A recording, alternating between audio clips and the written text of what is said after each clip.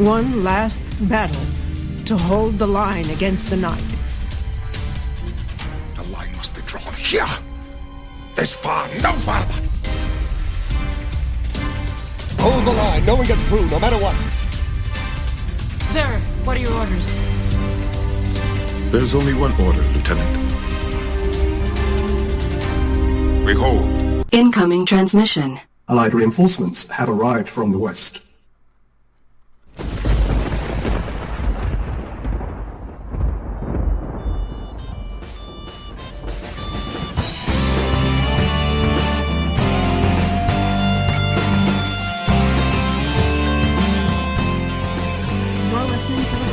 On Mojo 50 Radio.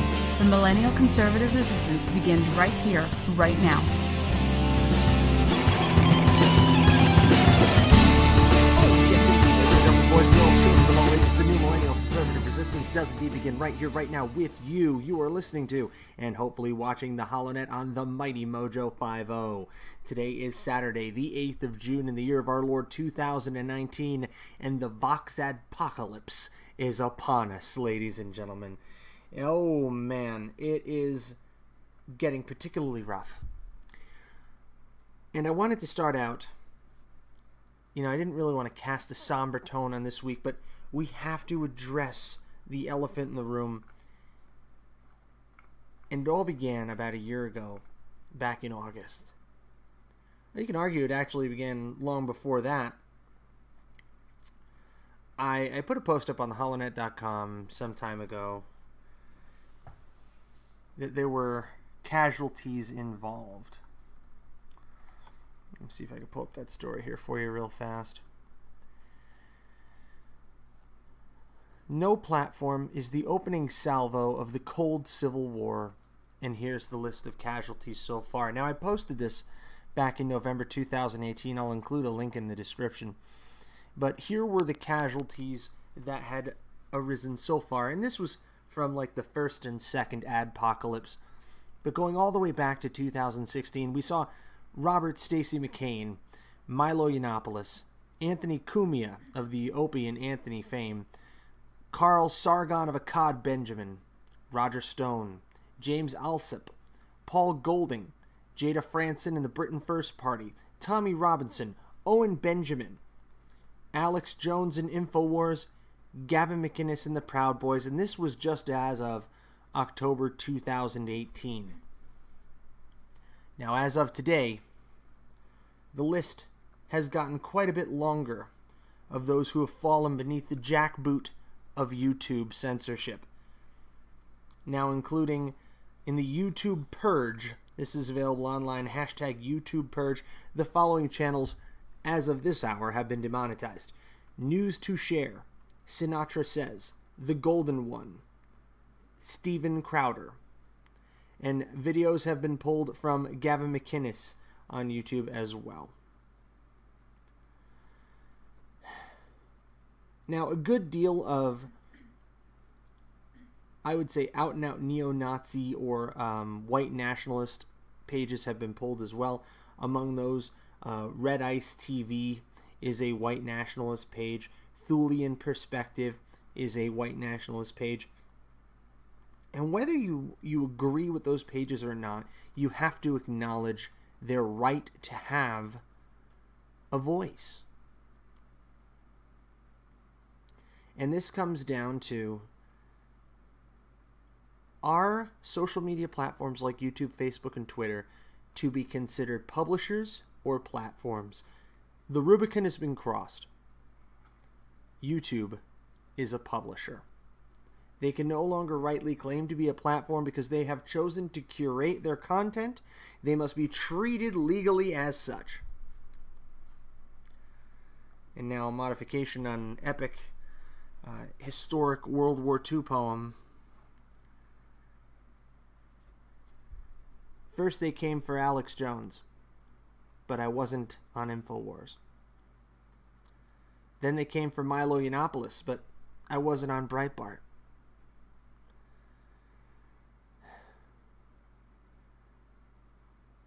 Then they came for Gavin McInnes, but I wasn't a Proud Boy. Now they've come for Crowder. When will they come for us?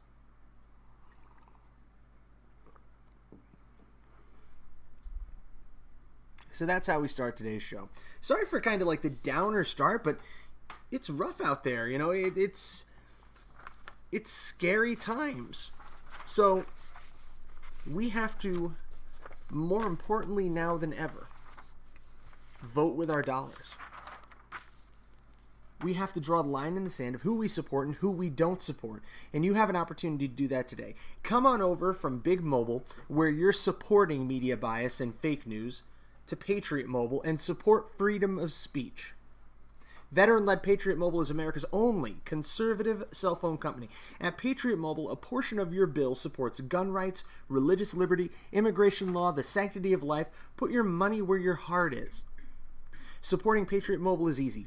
Join thousands of members already saving money. You'll get the same super reliable nationwide service, feel good about funding the right agendas with every call you make, with unlimited plans starting as low as $25 per month. Come on over today, support your values. For a limited time, Patriot Mobile is offering a free month of service on all new lines. Come on over to Patriot Mobile and take advantage of this limited time offer. Visit patriotmobile.com, use the promo code Come On Over. Again, that's Patriot Mobile promo code Come On Over for a free month of service on all new lines, only for a limited time.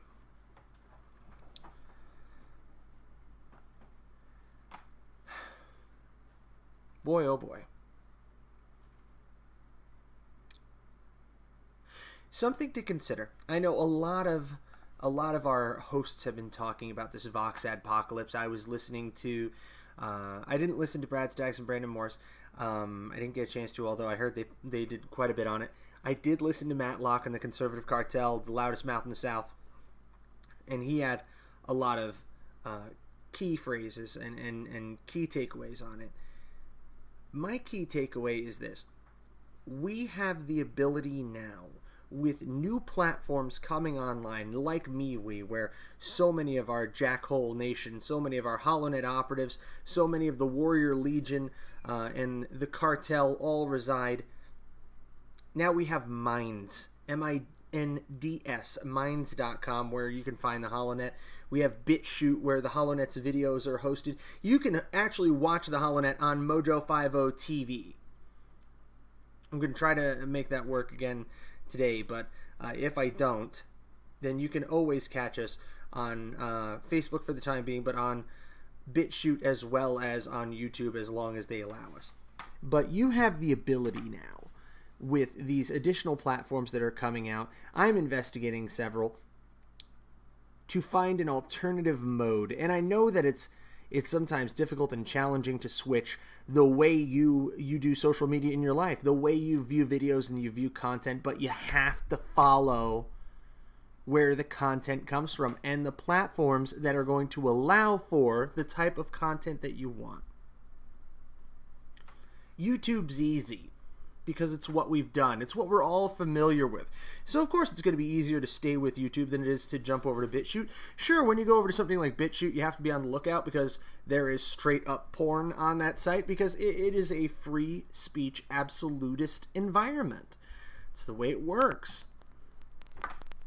So I wanted to dig a little bit into this and talk about some of the new platforms that are available on the Blaze.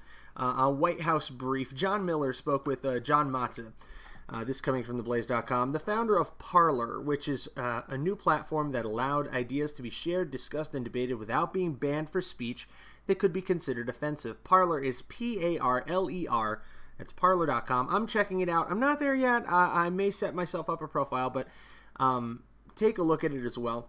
According to Miller, big tech is in the process of purging conservative voices on social media platforms, and Parler is a new platform that has been made to fight back against those who don't believe in freedom of speech, and that is what we need to do. The fire that we find ourselves in today, this fire of Vox adpocalypse, this wave of censorship that is sweeping over the social media landscape, this is not the fire that is going to consume this movement at Mojo 50 that we're building, this movement on the right, on the conservative and libertarian right. No, this is the fire that is going to temper us. This is the fire that is going to forge us. And the smaller outlets like us that can survive, that can take root, take hold, and stand strong in the face of this level of wanton censorship and repression of thought. I don't say oppression, I say repression, because most of us are holding back of our own accord for fear of the cudgel coming down. If we can stand up in the face of this repression, if we can strike out and find new places, new homes for our content where it's welcomed, where it's open and honest, where it's a true marketplace of ideas, like Mojo 50, like I've found here, along with all you wonderful jackholes and my incredible colleagues here at Mojo 50 who've welcomed me with open arms when I thought all hope for the HoloNet was essentially lost. If we can find these outlets, band together, and grow them stronger, grow them taller, increase the value, enrich it full of fantastic content that people want to listen to, that people want to watch, then this will not be the fire that consumes us. This will not be the fire that ends us. This will be the fire that forges us, and we will rise like the phoenix. So, my friends, at the risk of sounding like John McCain when starting every sentence with my friends, may he rest in peace, do not despair. Laugh in the face of those who would hold us back. Laugh in the face of those who cannot wage battle on the battlefield of ideas competently, so they must be forced to deny us access to the battlefield. But we will find new battlefields. We will find new banners to carry. We will find new paths to tread. We will outflank the opposition. And we will win the day.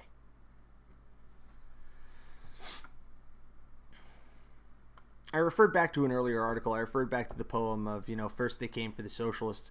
WND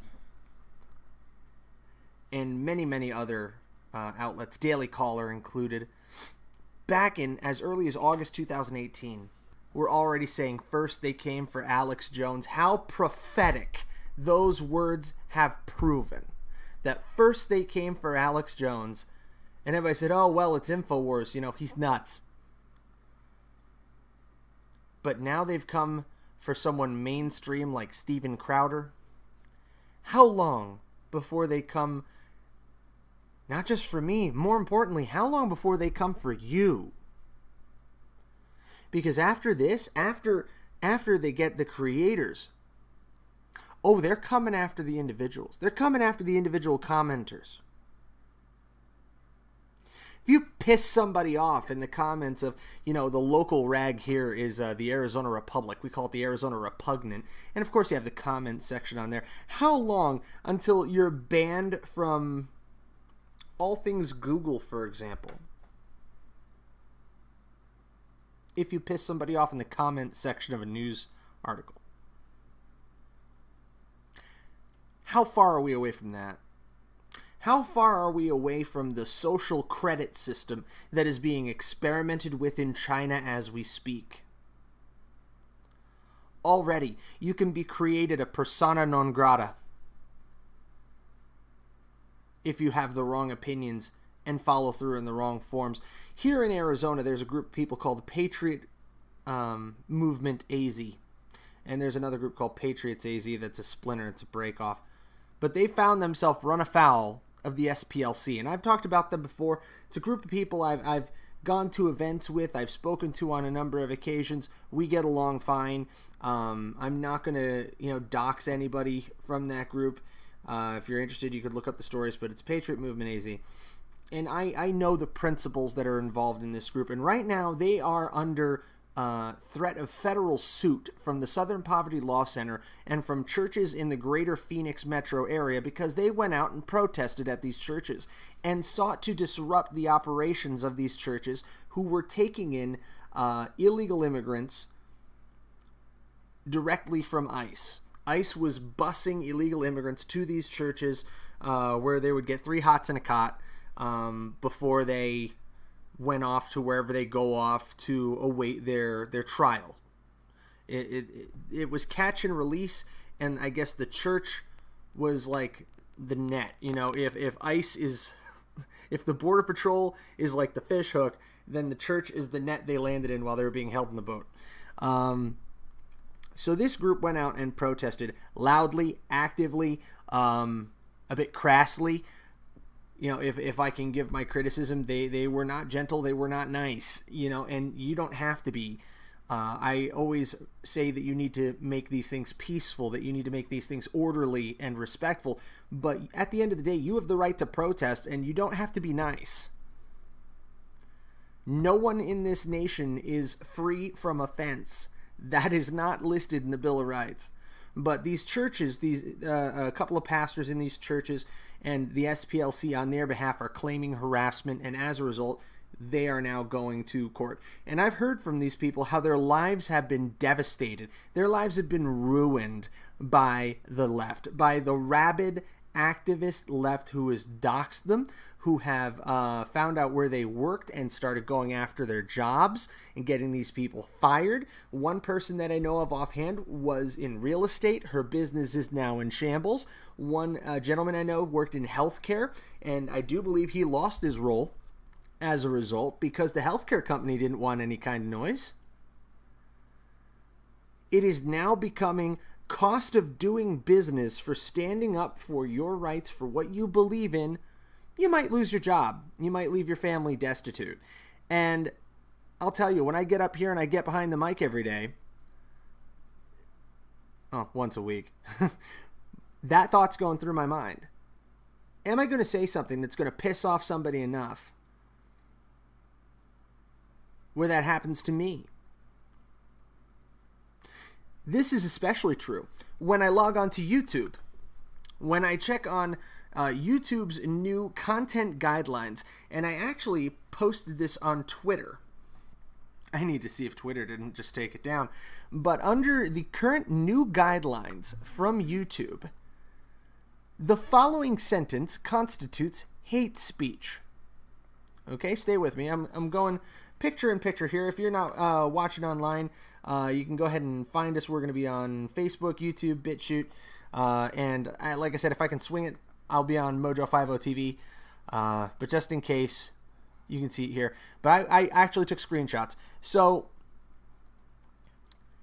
according to YouTube, here's the image right here.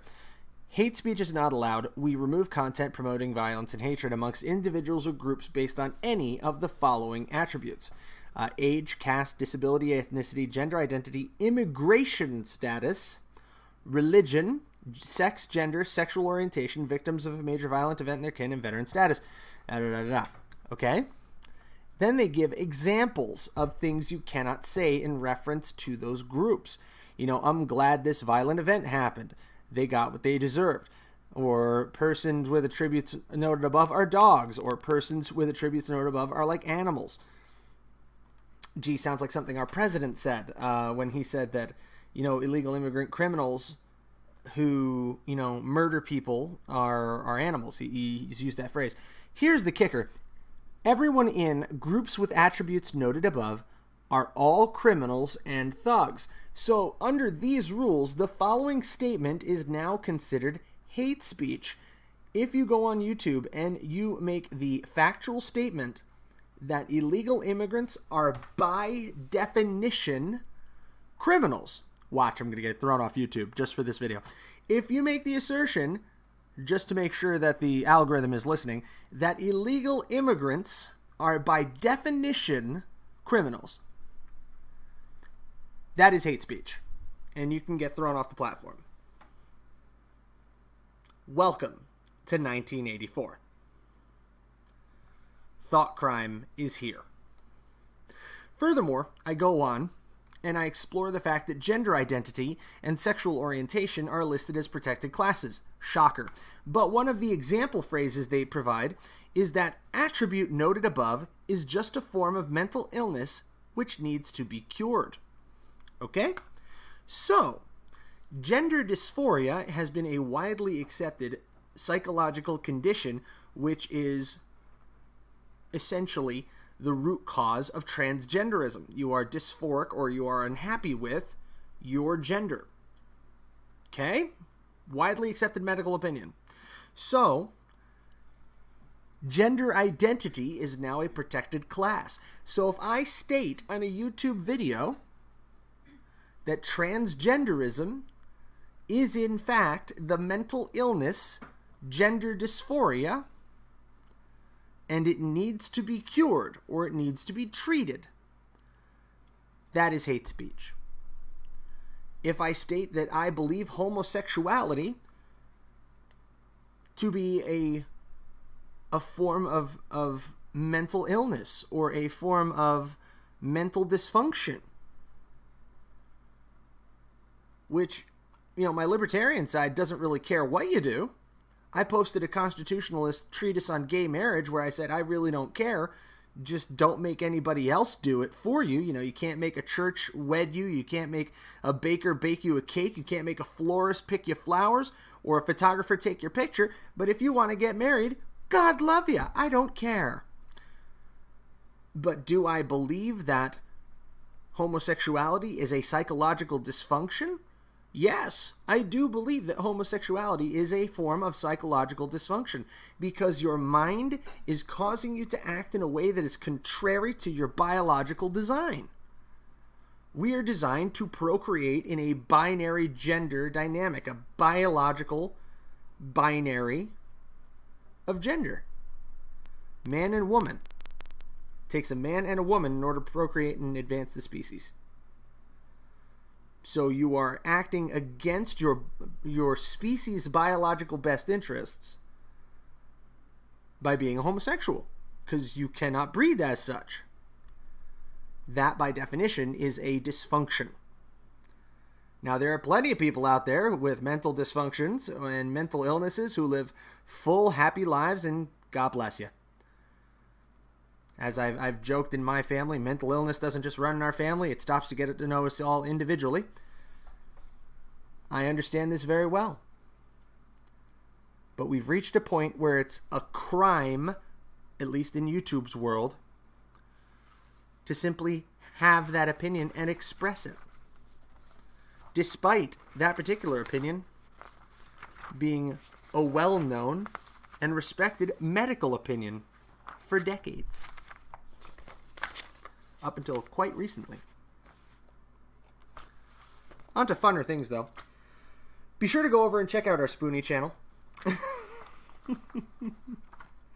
They are all about food and fun, having fun with food and vice versa. If you can eat it or you can have fun with it, they will be talking about it. Spoonie is a one-of-a-kind 24/7 food talk radio channel. If you like food, want to learn more about your favorite recipes, or even learn more about cooking, fitness, culture, and nutrition, then Spoonie Radio is your station. Go check out Chef Patrick's Food Biz Pro Show, along with a long lineup of experienced show hosts who will entertain and inform the living BJ Society about all things food. That's at www.spoonie.com, www.spoonie.com for Spoonie Radio. Now, folks, we're going to take a quick break. When we come back, I'm going to get off my soapbox here about the Vox Adpocalypse. I can't really promise that. I might go back to it a little bit. But I wanted to let you know about a couple of interesting stories regarding our embassies abroad and yet another close call with the Russian military. You're listening to the HoloNet on the Mighty Mojo 50. We'll be right back.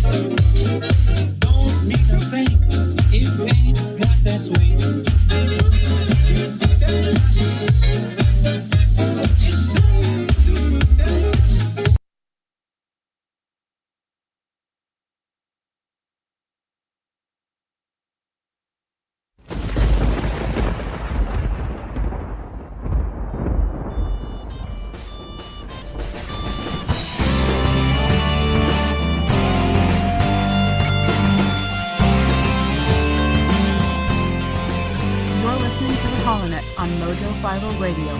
The Millennial Conservative Resistance begins right here, right now.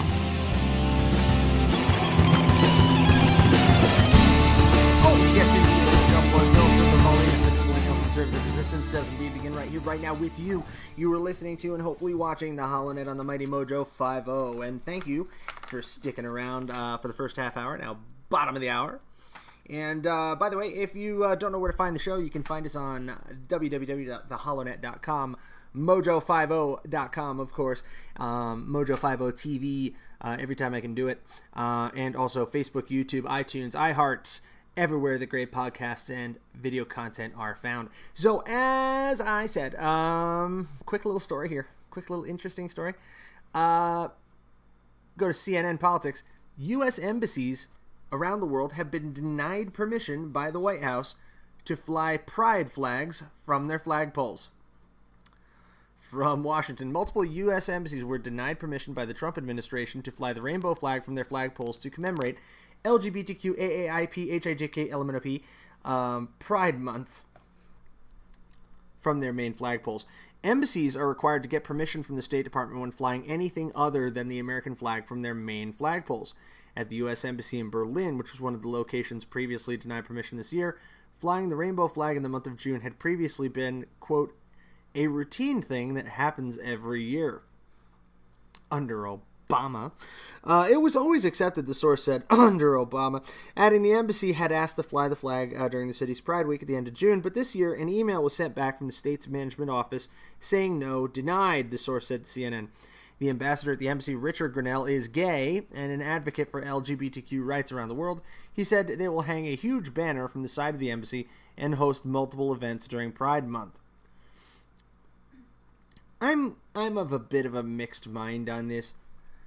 President Trump has been very vocal in his support of gay marriage. I've been vocal in my support of gay marriage insofar as it doesn't infringe upon the religious rights of others, because I believe your rights cannot infringe on somebody else's rights. Where somebody else's rights begin, yours end. So you don't have the ability to force a church to marry you, to force a baker to bake you a cake, or anything of that nature. But you have the right to love whoever you're going to love. And like I said, when it comes down to mental illness, I know a lot of people with mental illness who live very full and happy and complete lives. And I'm very live and let live when it comes to this. As far as the Department of State goes, and what flags fly at our embassies, you should fly the American flag. It's a very, very formal thing, an embassy. Back in the day, our ambassadors were referred to as ministers plenipotentiary, which is a nice $25 word. But the reason they were referred to as ministers plenipotentiary is because communications sucked. It wasn't like it is now where, the King of England or the Prime Minister of the UK can get President Trump on the phone. Messages took weeks, sometimes months, to get from one nation to another. So the minister, plenipotentiary, or the ambassador truly had the ability to represent the nation that they were sent from in all things. Oftentimes, without direct consultation from their government, they had to be very, very trusted to make the right call in any diplomatic situation. So there is still a great deal of formality, a great deal of pomp and circumstance surrounding our embassies. They are symbols of the United States and symbols of the whole of the United States, not just 2% of the United States. So I think the ambassador here, Richard Grinnell, is totally within his rights if he wants to hang a huge banner on the side of the embassy. He's the ambassador. That's his embassy. He has the ability to do so. The president also has the ability to turn around and recall his ass if he doesn't like it. But as far as the flag that is flying from the embassy, that is American soil, and the flag should fly above American soil. The American flag should fly. Military flags when applicable. I mean, I don't think I'm overshooting the mark there. Going to things on the Pacific. Some interesting news came out this morning. This is from ABC News. A Russian destroyer... I noticed the shift when we went from no phone to phone. And a Russian destroyer decided to get up nice up close and personal with an American missile destroyer, a missile cruiser, a Ticonderoga class. And the video is pretty astonishing. I've actually got it here on the inset once I can get rid of this silly commercial. But you can see a U.S. Navy guided missile cruiser was forced to execute emergency maneuvers after a Russian destroyer came within several yards of our ship, the 7th Fleet said.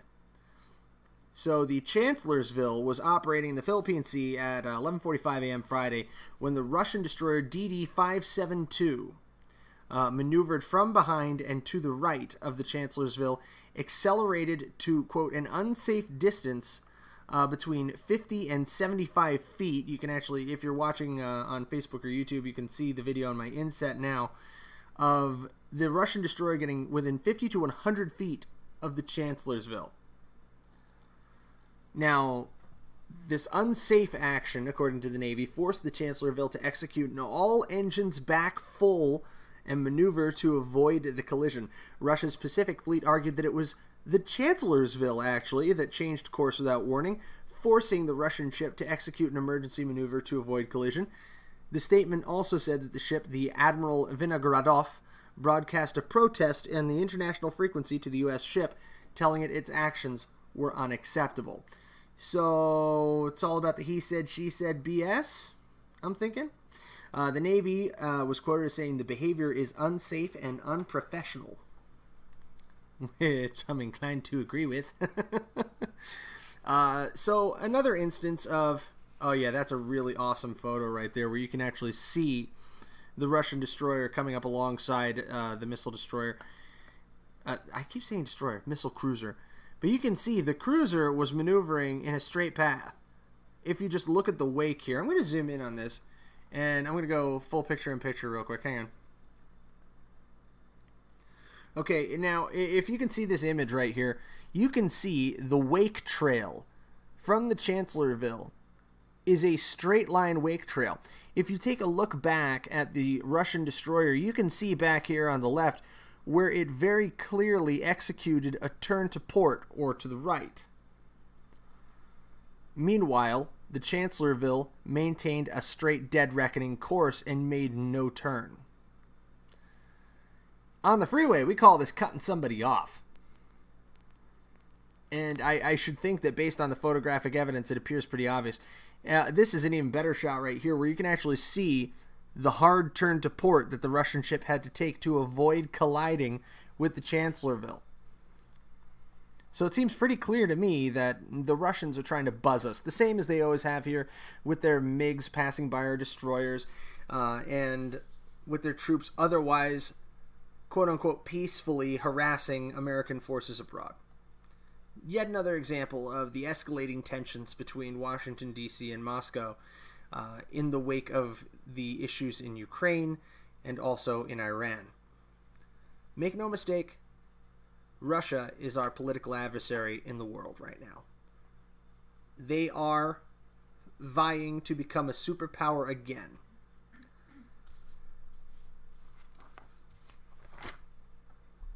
On that note, you want some superpowers?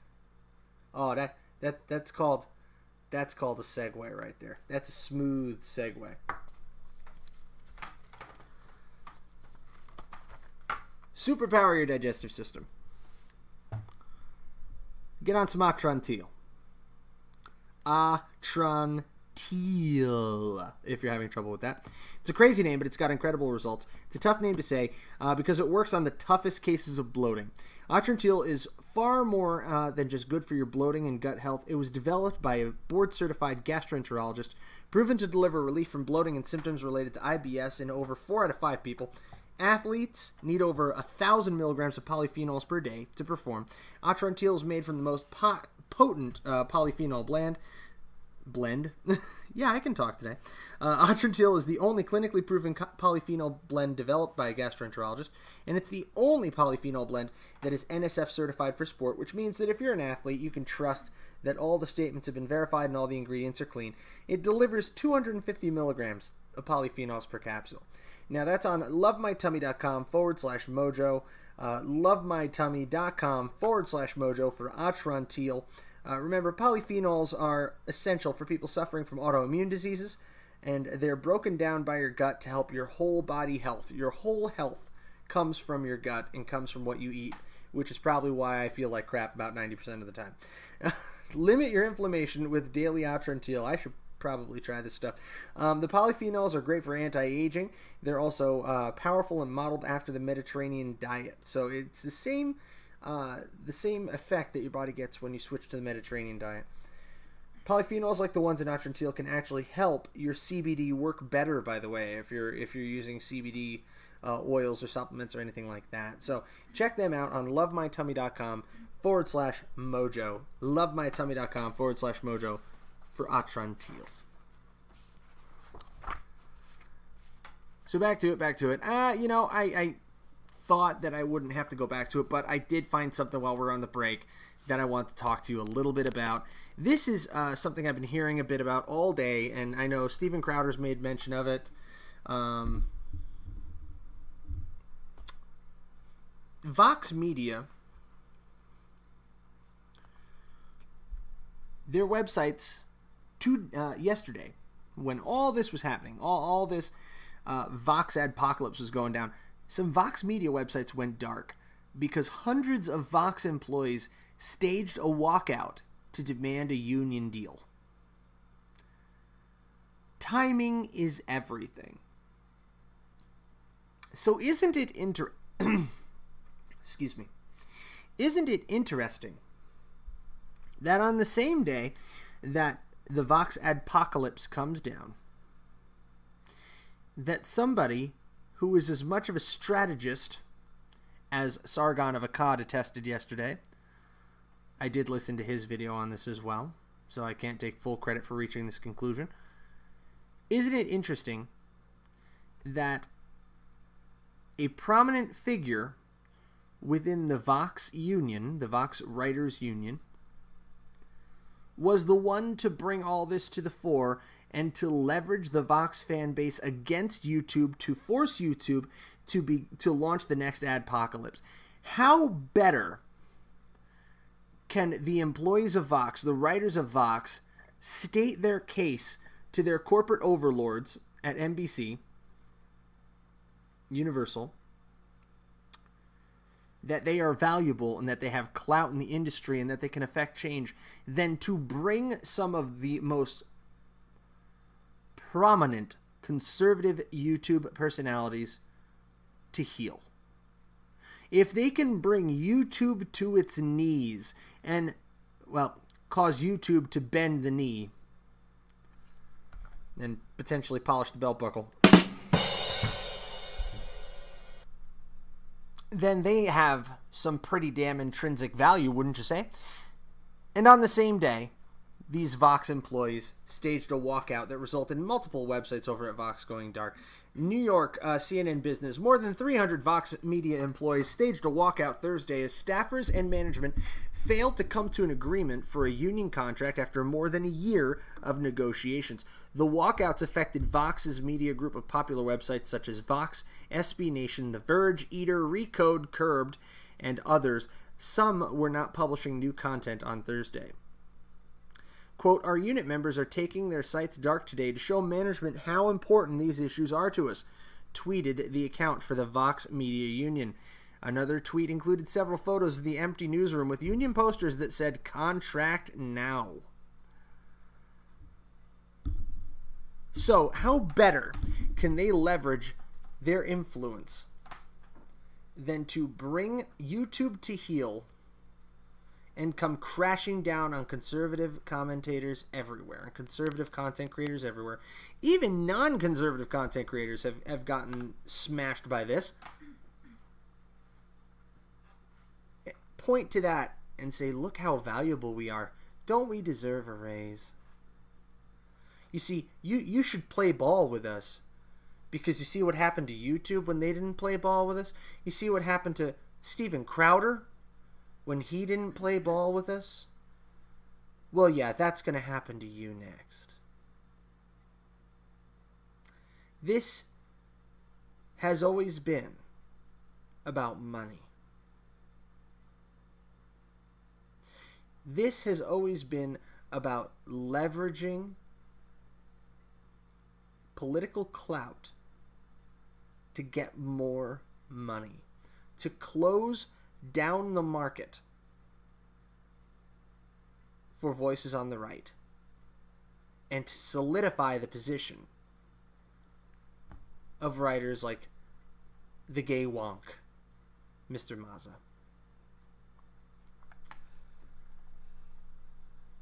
And now that all of this is coming out, now that as what Carl Benjamin Sargon of Akkad called the long knives have come out on YouTube, we have to make very important decisions. You need to make a decision today of how will you continue to support the content that you love. And if I may make the recommendation, I would suggest that you continue to support the creators here on Mojo 50. We love our audience and we deeply value your support.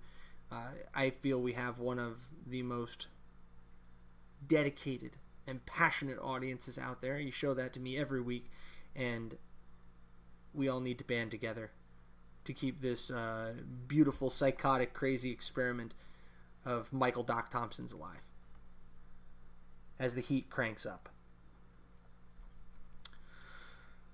But, approaching top of the hour here, I did want to move to some better news.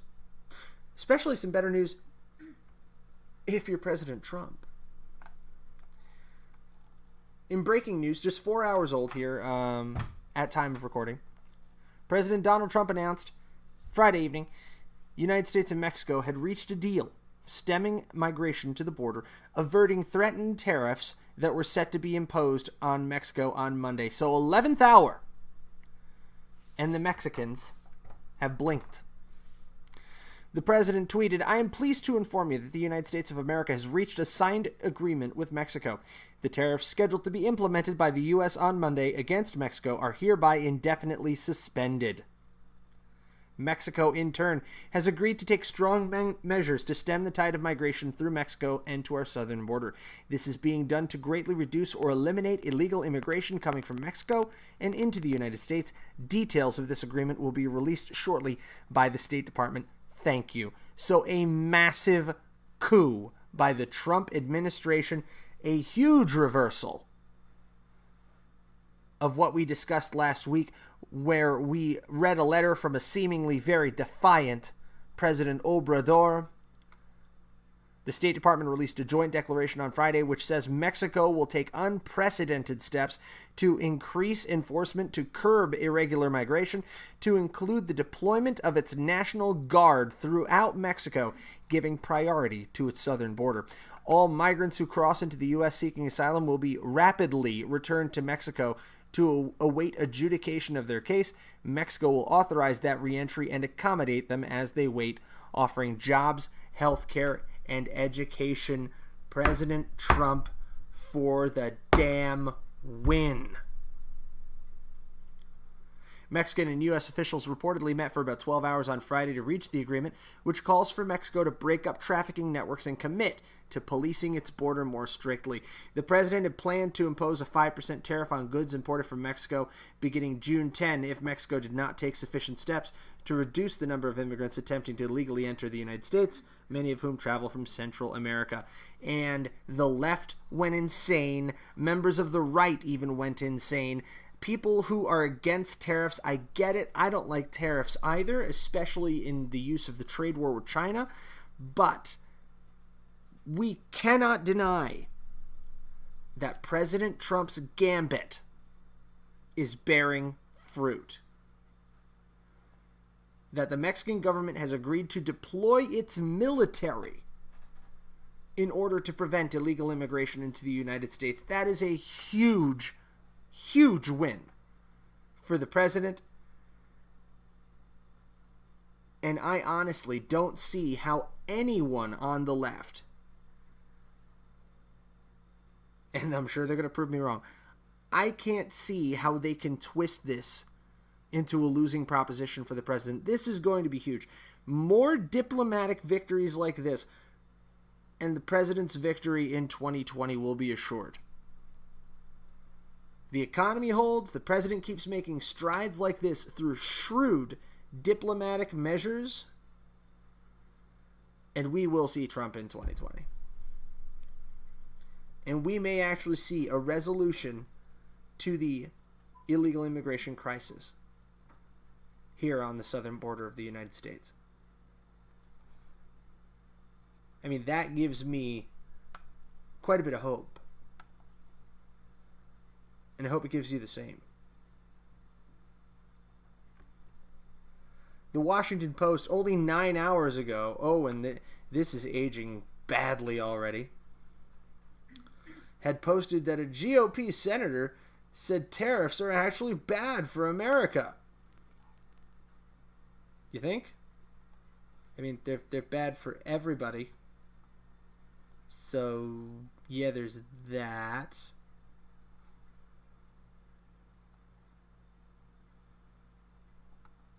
But yeah, so that aged kind of bad. Going into further detail, Mexico is deploying 6,000 troops to Guatemala, to the Guatemalan border to stop migration into the U.S. That's according to the National Review. Schumer is mocking Trump yesterday. I'm sure we won't be hearing any more about illegal immigration. Oh, how wrong you are, Chucky. How wrong you are. CBS News reported Trump tariffs. Your tax cut is now almost entirely wiped out by tariffs. Again, that one has aged rather poorly. and watching these pages after pages of how bad the Mexican tariffs are going to hurt. The Mexican tariffs are going to crush the economy. Your grocery bills are going to go up. And now the tariffs aren't going to happen because Mexico blinked. Because the president's gambit was a success. And honestly, I think they played their part quite well, the media, the mainstream media.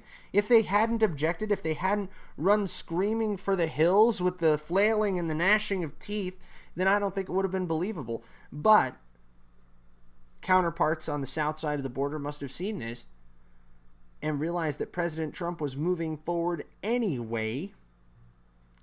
And I think it actually fueled the result that we saw today. Because they knew there would be a willingness for President Trump to come to the table because of the beating he's been taking from the left. A lot of people like to run the president down, and I don't agree with absolutely everything that he does. I thought he acquitted himself well in the UK. I thought that visit went rather well. I think he probably could have been a little bit more selective with his words before touching down. You know, picking a fight with Sadiq Khan while the plane's landing probably wasn't a great move. It was funny as hell, but it probably wasn't a great move in a diplomatic sense. By the way, all the crap about, I think it was Meghan Markle, one of the new duchesses, the American duchess, saying that she was nasty. If you actually read the quote in context, somebody asked him about her and revealed that she had said some negative things about him, and he said I believe the quote was, he wished she wasn't nasty. Or, you know, it's too bad that she was nasty. That's it. Referencing her commentary about him, you know, as if to say, you know, it's too bad that, you know, I think she's going to work out really well. It's too bad that she was nasty. It's too bad she said, he could have just as easily said, you know, it's too bad she said mean things about me. Or it's too bad that she already doesn't seem to like me. But no, he used the phrase, you know, it's too bad she was nasty. And now everybody goes, oh, the president is calling the Duchess of Kent, I think it is, by the way. The Duchess, they're calling her nasty. And then, of course, somebody injects the race question into the thing because she is, of course, mixed race. You know, it becomes very evident how far the mainstream media is stretching. And not just here, but also abroad. How far they're stretching these little tiny tidbits to make them appear to be these huge diplomatic failures in an attempt to overshadow an overall very successful trip to the UK. And now, despite all the hemming and hawing, the haranguing, Like I said, the wailing and the gnashing of teeth.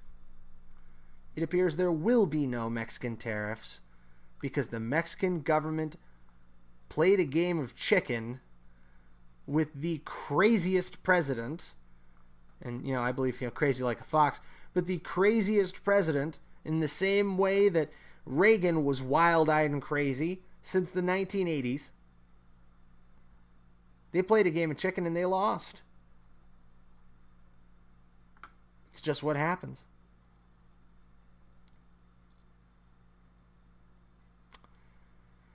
So that really does kind of draw to a close here. I mean, I got like 2 minutes to spare. So I think I want to end on the note that hate speech does not exist as a concept. Okay? Free speech is all that matters. Hate speech does not exist. Free speech is the backbone of our society. So these concepts of hate speech that are being generated by YouTube, that are being perpetuated by social media and the left and the socialists, it is all about control. If they can control the language, they can control your thought, they control you. Every time they remove a word from the lexicon, even if it's a highly offensive word, but if they tell you, you can't say that. If they tell you, you can't wear a Che Guevara t-shirt that says socialism is for figs, which is a reference to the place where Che Guevara was finally executed, which I believe was called La Higuera, from, if memory serves, literally meaning the fig tree, so it's a nice play on words. Yeah, I mean, it looks like you're saying socialism is for but that's not what is actually on the shirt. It's a play on words. It's supposed to be funny. But as soon as they tell you what you can't say, as soon as they tell you what you can't think, what you can't wear, what you can't do, what you can't express, that you don't get to protest in this such a way, that's when they have control. It's always been about control. And every time we let them win,